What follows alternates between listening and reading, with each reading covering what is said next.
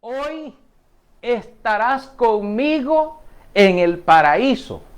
Así se llama el tema. Hoy estarás conmigo en el paraíso. Le voy a pedir que vaya conmigo a la palabra de Dios en el libro de Lucas, capítulo 23, versículo 43. Lucas, capítulo 23 y versículo 43. Ahí le vamos a pedir que usted, ¿verdad?, vaya a la palabra. Amén. Amén. Dios bendiga a los hermanos que están viendo ahí. Amén. Ahí nos están reportando, ¿verdad? Nuestra hermana Pedrina, Dios le bendiga también.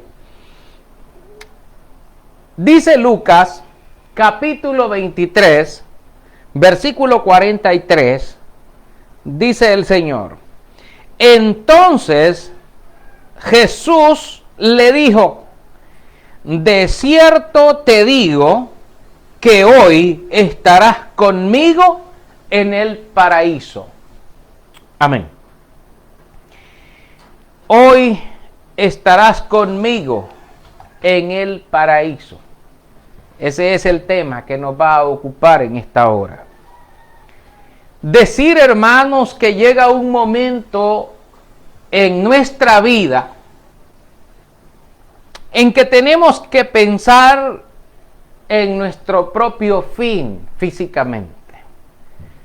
Pensar en el momento en que tenemos que dar por cumplida nuestra jornada, nuestro tiempo, y haber arreglado todas las cosas, tanto física o materialmente hablando, como la condición espiritual, ¿verdad?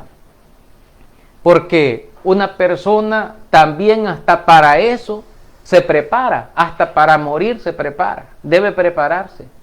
Lamentablemente no es así, pasamos mucho tiempo planificando muchas cosas, planificamos tantas cosas, pero las planificamos todas para la vida. La mayoría de ellas tienen que ver con proyectos que vamos a hacer, que vamos a desarrollar, proyectos de vida, y siempre tenemos aquella expectativa, pero no siempre colocamos no siempre apartamos ese momento de prepararnos para nuestro propio fin y tener ordenadas todas las cosas. Hay algunos hermanos y hay algunas personas que, por ejemplo, hacen tratos, ¿verdad?, a veces con una funeraria, ¿verdad?, y están pagando por adelantado cuotas o partes de un servicio fúnebre, pensando en su propia vida y en el fin de su propia vida, procurándose, pues, ¿verdad?, el momento en el que va a tener que necesitar y hacer uso de esas cosas. La mayoría de las personas no quiere ni pensar en algo parecido, porque eso sería para ellos como estar llamando la muerte, o como para estar llamando la desgracia, o estar llamando la calamidad. Sin embargo, en la Biblia nosotros encontramos algunas cosas, por ejemplo, el caso del rey Ezequías, de cómo el Señor, cuando Ezequías había caído enfermo y estaba enfermo de las rodillas, una enfermedad de las rodillas que él tenía en los pies, y dice la palabra que el Señor envió al profeta Elías y le dijo: Ezequías, ordena tu casa. Esa expresión, ordenar tu casa, puede entenderse como ordena el testamento. Haz testamento, ordena todo, deja ordenado todo en tu casa, porque de esta enfermedad no vivirás, sino que ciertamente morirás, le dijo el Señor. Qué triste, qué tremendo eso, momento duro, momento difícil, momento de angustia, momento de llanto, porque ese hombre lloró ante la presencia del Señor pidiendo la misericordia. Dios le escuchó y le concedió 15 años más de vida después de ese momento. Así que, pero no vamos a profundizar mucho en ese momento. Fíjese que nosotros nos imaginamos, ¿verdad? Nos imaginamos algo hermoso cuando hablamos de un paraíso, cuando hablamos de un lugar. Nos imaginamos algo hermoso, algo donde ir a descansar, así como cuando las personas ya terminan su vida útil en las empresas, ¿verdad? Y entonces estas personas se van a ir jubiladas y dicen se van a ir a descansar, se van a ir ya a reposar y a disfrutar de los trabajos que ellos hicieron mientras ellos estuvieron laborando y estuvieron haciendo las cosas, y se imaginan una cabaña, una casa de retiro, un lugar donde pueden respirar al aire libre, donde pueden correr, donde pueden estar tranquilos. Se imaginan un paraíso precioso al estilo Jardín del Edén, ¿verdad? Algo lindo, algo delicioso. Pero nosotros debemos imaginarnos y pensar también en un lugar de paz, en algo muy lindo para siempre, que pueda ser para siempre. Y llega el momento en que nosotros debemos pensar en nuestro fin y también tenemos que prepararnos para ese momento, ¿verdad? Física, espiritual y psicológicamente tenemos que estar, ¿verdad? Bien, pero bien concentrados, así como lo hacía el apóstol Pablo, ¿verdad? En las cartas que él escribía a la iglesia, que aún estando en pleno sufrimiento, aún así transmitía gozo y les decía a los hermanos: miren, estén siempre gozosos, oren sin cesar. Den gracias en todo, porque esa es la voluntad de Dios para con nosotros en Cristo Jesús, les decía él. Así, yo sé que ya el tiempo de mi partida está cercano, le dice, porque el Señor ya me ha dicho que ya estuvo, ya terminó. Estoy pronto ya para ser sacrificado, pero yo ya he acabado la carrera, decía él, ¿verdad? He guardado la fe y por lo tanto me está guardada o reservada la corona de justicia, la cual me dará el Señor, juez justo, y no solo a mí, sino también a todos aquellos que aman su venida. Amén, eso es algo precioso. Ahora bien, en nuestro estudio de hoy, hermanos, abordamos el caso de dos hombres que murieron el mismo día. El mismo día murieron. Y que albergaban una esperanza de redención y de salvación. Fíjese en este momento, para los que se estén preguntando quiénes son o quiénes eran esos dos hombres, estamos hablando de Jesús de Nazaret y un malhechor que estaba allí, colgando también de una cruz, siendo castigado siendo castigado, ¿verdad? Por sus penas, por sus maldades, por las obras malas que había hecho. En cambio, Jesús estaba siendo castigado por las obras del mundo, por tus pecados, por los míos, por todos los pecados del mundo. Porque Dios cargó en él el pecado de todos nosotros y no lo estimamos. Siendo inocente, pagó como culpable por todos nosotros. Y en el momento que estaba pendiendo de aquella cruz, uno de los malhechores le dice y le injuria diciéndole al Señor: si eres el Hijo de Dios, si eres quien dicen que eres y todo eso, ¿por qué no te salvas a ti mismo y nos salvas a nosotros también, verdad? El otro de estos hombres le dice: ¿no temes a Dios? Aún estando en esta condición, es que allí es donde hay una condición, hay una situación bien difícil, bien terrible, que la gente, aún estando en una condición mala, aún estando en una condición muy, pero muy triste, muy, muy mala, la gente aún así no quiere buscar a Dios, no quiere saber de Dios, no quieren buscar del Señor, sino que siempre están divagando en sus corazones, siempre están yéndose por otra parte, yéndose por otro lado, apartándose de Dios lo más que pueden. Y pues, lamentablemente la conducta humana es así, ¿verdad? Viene en esa condición. Dice que Jesús le dice a este hombre, en el versículo 43, porque este hombre había dicho en el versículo 42, acuérdate de mí cuando vengas en tu reino. Entonces Jesús le dijo, de cierto te digo que hoy estarás conmigo en el paraíso. Esa palabra, hoy, de cierto te digo que hoy estarás conmigo en el paraíso. Ese mismo día, Jesús estaba refiriéndose con el término hoy al día en el que estaba ocurriendo el suceso quizás más terrible que le puede pasar a una persona, que es el día en que la persona puede morir.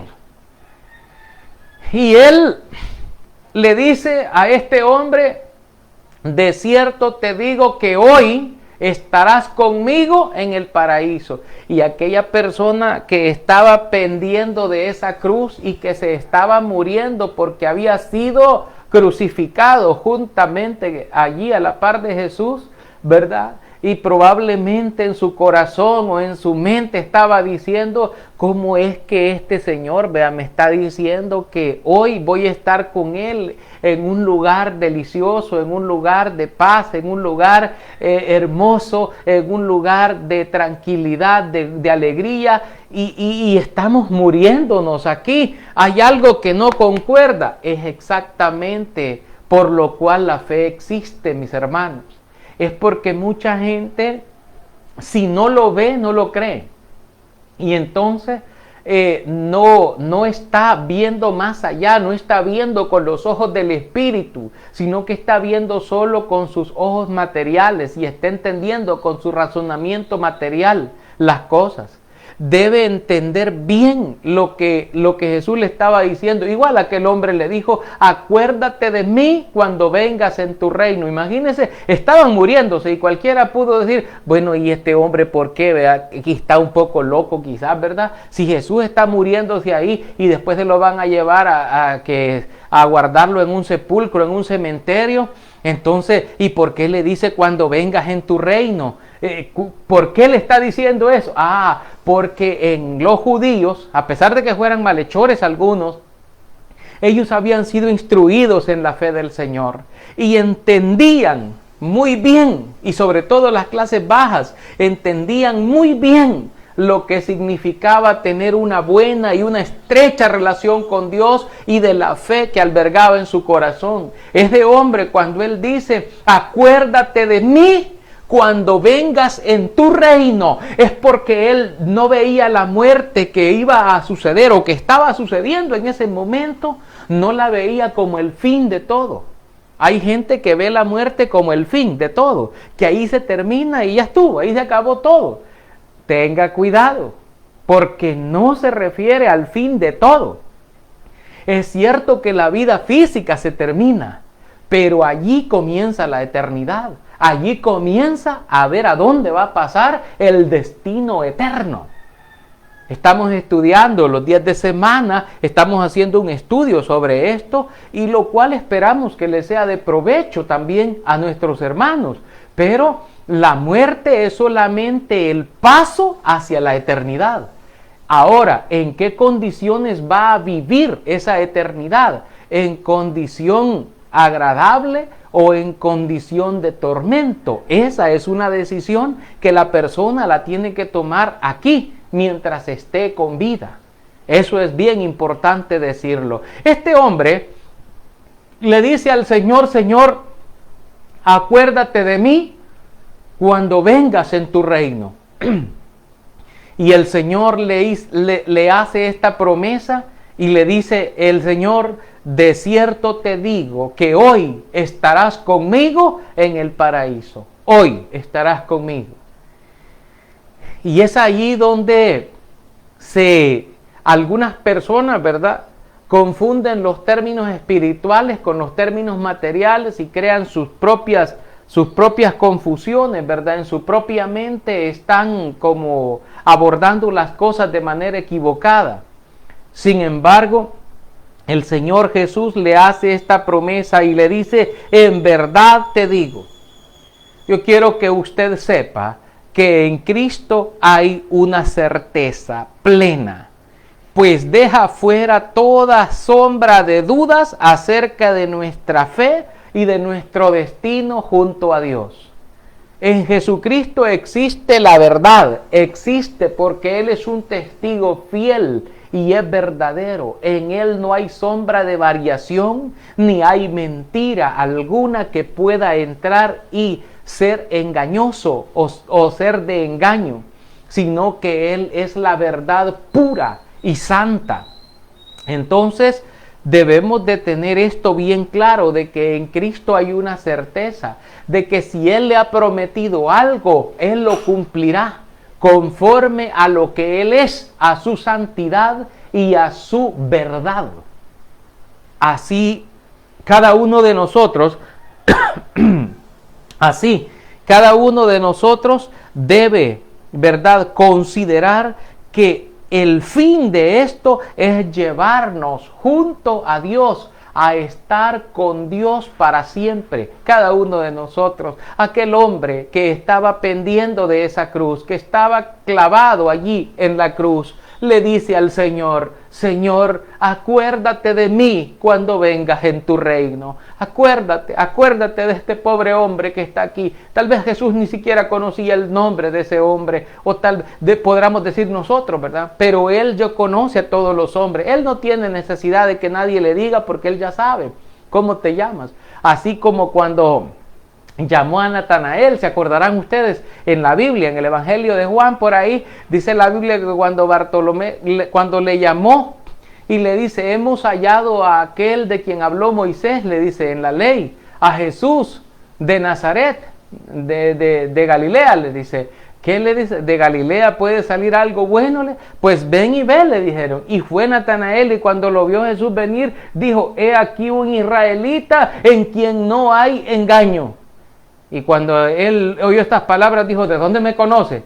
Y entonces le dijo: antes de que Felipe te llamara, cuando estabas debajo de la higuera, te vi, le dijo el Señor. O sea, ¿de dónde me conoce? Le digo, extrañado, ¿verdad? El Señor ya nos conoce a todos. Amén. Y este hombre le dijo al Señor: acuérdate de mí cuando vengas en tu reino. Jesús, al ver, ¿verdad? Mire qué fe más preciosa la de ese hombre, porque él tenía puesta su mente. Estaba muriéndose en la cruz y estaba muriéndose por una cosa que él consideraba que sí debería morirse, porque era justo porque él había hecho algo malo y lo estaban castigando con la muerte, porque lo que había hecho era una cosa mala. No sabemos qué era, pero había hecho algo malo y estaba consciente. Pero también en ese momento estaba consciente de algo. Estaba consciente de la existencia de un más allá. Y le dice al Señor: acuérdate de mí cuando vengas en tu reino. Y el Señor Jesús le dice: de cierto te digo que hoy estarás conmigo en el paraíso. Aquí hay bastante tal vez que decir. ¿Por qué? Porque el mundo constantemente nos insta a nosotros a dudar, a cuestionar todo, aunque no entendamos ni por qué estamos cuestionando, a cuestionar la fe, a cuestionar el proceder, a cuestionar las reglas o las normas que Dios ha establecido para cada uno de nosotros, porque Él ha puesto normas o reglas o mandamientos para que la gente pueda vivir conforme a esos mandamientos y para que le vaya bien y que sus días pues sean de bendición y esté a salvo y esté protegido de todas las cosas malas. lamentablemente el hombre pues no le gusta seguir reglas, no le gusta seguir manuales, no le gusta obedecer porque él es rebelde. El hombre es rebelde, lamentablemente, ¿verdad? Es rebelde, aunque sea para su propio bien, pues ni el cinturón a veces se quiere poner en el carro, ¿verdad? Ni el cinturón se quiere poner en el carro hasta cuando lo para la policía o el policía y ya le ponen una multa, entonces ya dice que es injusto que le pongan multa por violar la ley. Bueno, es terrible. No quiero entrar en ese campo, pero usted me entiende la situación que estamos tratando de ilustrar. Entonces, en este caso, fíjese bien, tanto Jesús de Nazaret como aquel hombre malhechor estaban en una condición triste de muerte, de pena y de condenación física. Voy a decir así porque habían recibido una condena, los tres que estaban ahí, habían recibido una condena, estaban bajo condenación, porque habían sido condenados por las leyes de aquel tiempo y habían sido condenados a muerte. Estaban en esa condición triste de muerte, ¿verdad? De pena. Y los había llevado a ambos, a estos dos, a pender de una cruz. Jesús, sabiendo que era necesario pasar por el tormento del oprobio y el tormento físico hasta que la muerte lo alcanzara, tomó la decisión de aceptar la prueba de tormento de muerte, aun cuando no lo merecía. Eso ya lo sabemos, ¿verdad?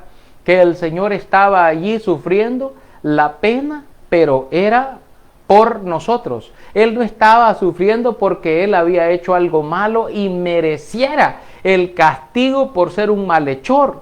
No, Él fue contado con los malhechores y contado como si fuera un impío, como si fuera un pecador o como si fuera una persona maleante, pero no porque Él lo fuera, sino porque Dios estaba cargando en Él el pecado de todos nosotros y no lo estimamos, no lo estimamos.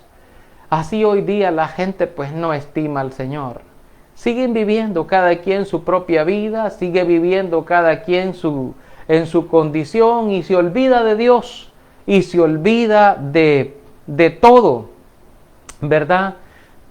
De todas las cosas se olvida y no le importa nada, probablemente no le importa a nadie. Es bien triste la condición del hombre en esa situación. Ahora, fíjese que el otro hombre, consciente de su condición y de su pena, aceptó todo el cargo de sus culpas. ¿Por qué? Porque ella lo había platicado con el otro hombre. Entonces, pero poniendo la fe en Jesús, le pide que se acuerde de él cuando venga en su reino. Y Jesús le dice que de cierto te digo, le dijo que hoy estarás conmigo en el paraíso. Y es de aclarar aquí que los dos murieron ese día. Entonces, ¿a qué paraíso se refiere o a dónde era que iban a ir y cómo es eso? O sea, aquí como que de repente hay un bloqueo para nosotros y dice, Jesús en un paraíso, Jesús se lo llevó al paraíso, entonces Jesús se lo llevó al cielo, porque Jesús cuando se murió se fue para el cielo. Ya como que están bloqueando algunas cosas, ¿verdad? Aquí, porque de repente estamos infiriendo algunas cosas que de repente no son como nos lo está enseñando o nos lo está diciendo la Escritura. Porque aquel mismo día los dos murieron. Jesús y aquel hombre murieron. Pero la pregunta es, Jesús le dijo que hoy estaría con él en el paraíso, pero la gente dice, bueno, y se lo llevó al paraíso, y si el paraíso es de Dios, o el paraíso está en el cielo, o el paraíso es el cielo, entonces se lo ha de haber llevado para el cielo, y de allá haber traído, de allá, ¿cómo se llama? Se lo iba a llevar y ya lo iba a dejar salvo, y todo eso ahí, ¿verdad? Y todo eso. Realmente esa tesis o esa teoría no es lo que la palabra de Dios enseña. Lo que Jesús le está diciendo a aquel hombre, ¿sabe? Porque para Para los judíos había algo. Para los judíos el término paraíso significaba un lugar de paz y esperanza. De hecho, representaba un lugar arbolado que en el tiempo del rey Artajerjes de Persia se menciona un lugar así, pero también se hace referencia al jardín del Edén, como, ¿verdad? Un lugar de paz, un lugar de esperanza, donde la gente podía, o donde podía haber una paz plena, concreta y completa. De eso se refería. Entonces, cuando Jesús le dice, de cierto te digo que hoy estarás conmigo en el paraíso, Jesús le estaba dando a aquella persona, ofreciendo estar en un lugar de paz, en un lugar de consuelo, en un lugar donde las almas van a descansar. Pero hermano, me va a decir usted, entonces Jesús se lo llevó al cielo. No, es que no dice que Jesús subió al cielo. No dice que Jesús subió al cielo en ese momento. No. A veces la gente se confunde con tantas cosas como esta. De hecho, la Biblia dice que Él descendió a lo profundo de la tierra. Descendió a lo profundo de la tierra. Y ya lo vamos a ver tal vez en algunos textos que están relacionados con esto. Y es porque Jesús subió al cielo solamente después de que Él resucitó. Y cuando fue glorificado, fue recibido arriba en el cielo. Él subió al cielo una vez más y subió a la vista de todos. A la vista de todos, Él subió al cielo, al lugar donde estaba antes, de donde Él había descendido, donde Él había bajado, ¿verdad? Pero de ahí, la Escritura, de acuerdo con Juan 3:13, dice que ninguno subió al cielo, sino solo Jesús. Solo Jesús subió al cielo. Entonces, ese paraíso del cual le hablaba el Señor, indiscutiblemente se encontraba aquí, en la tierra.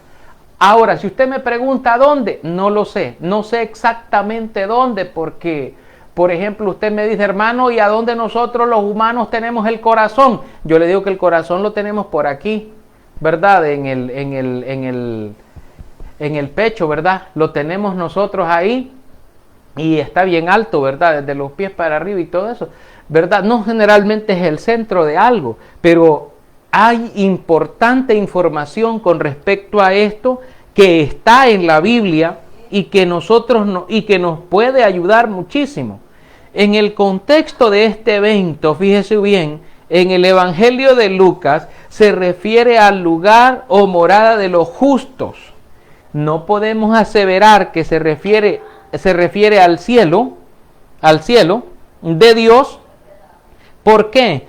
Porque Jesús al morir bajó a lo profundo, al corazón de la tierra. Si usted ve conmigo Mateo 12:40, dice la Biblia, amén, quiero que vaya conmigo a la palabra de Dios, Mateo capítulo 12. Si va conmigo allá a la Biblia, Mateo capítulo 12, versículo 40, dice la palabra de Dios así. Porque como estuvo Jonás en el vientre del gran pez 3 días y 3 noches, así estará el Hijo del Hombre en el corazón de la tierra 3 días y 3 noches. Amén. Ahora,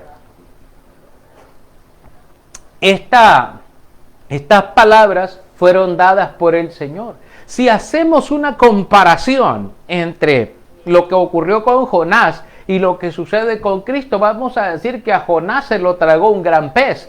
Y Jonás estuvo ahí y estuvo dado por muerto, llamémosle así. Estuvo dado por muerto y realmente estaba en esa condición, ¿verdad? Hasta que Dios le escuchó y pudo resurgir. Entonces Jesús lo da como una señal y dice él en su palabra, porque como estuvo Jonás en el vientre del gran pez 3 días y 3 noches, así estará el Hijo del Hombre en el corazón de la tierra 3 días y 3 noches. Ahora, ¿dónde están las almas? O sea, ¿dónde están? ¿Dónde permanecen? ¿Dónde están según la Escritura? Pues permanecen allí en la tierra. ¿En qué parte? No sé.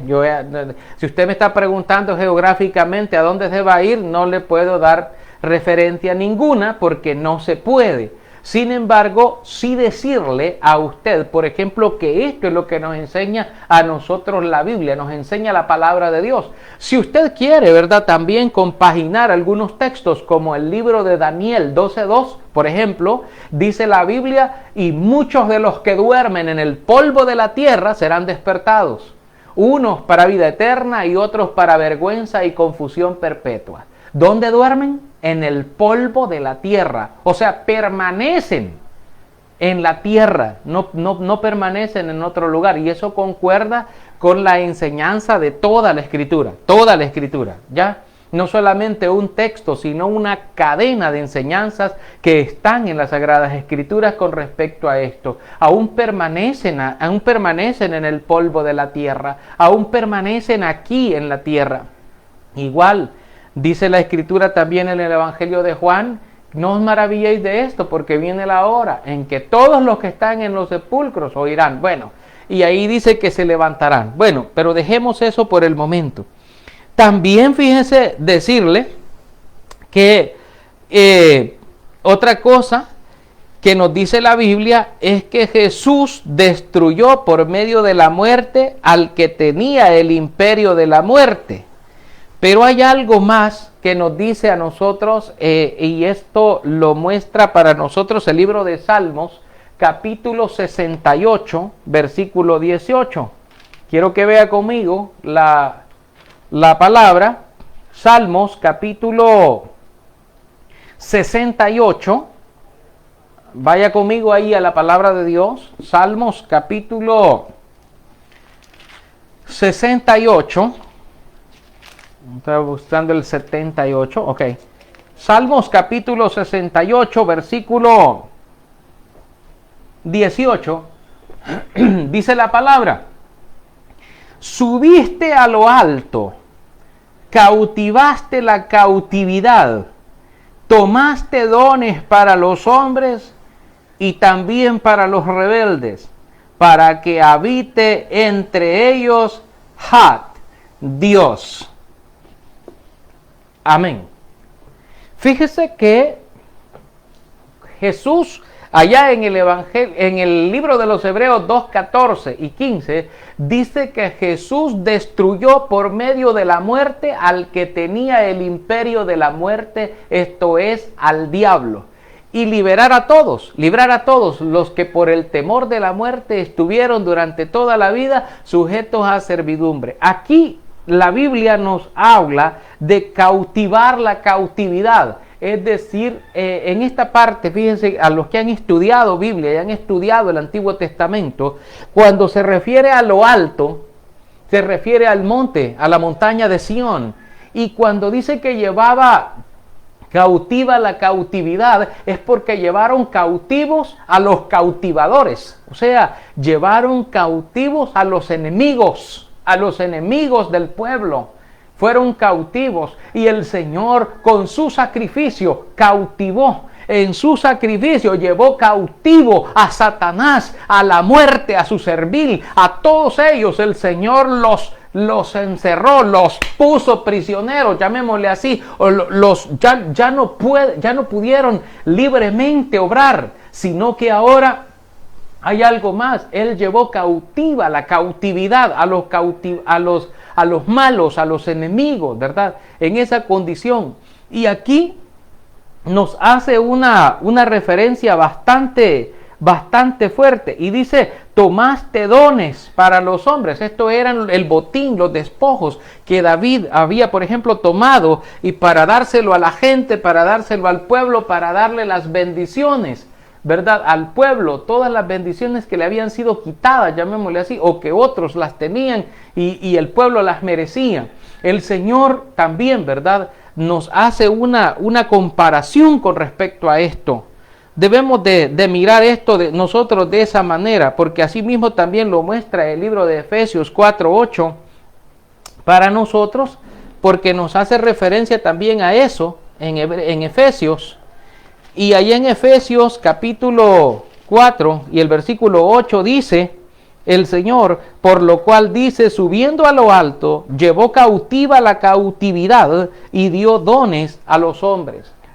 A este hombre que estaba en el Calvario, ¿verdad? O que estaba, llamémosle así, pues allí sufriendo, ¿verdad? También en aquella cruz, el Señor pues le dijo, hoy estarás conmigo, le dijo, en el paraíso, en el paraíso.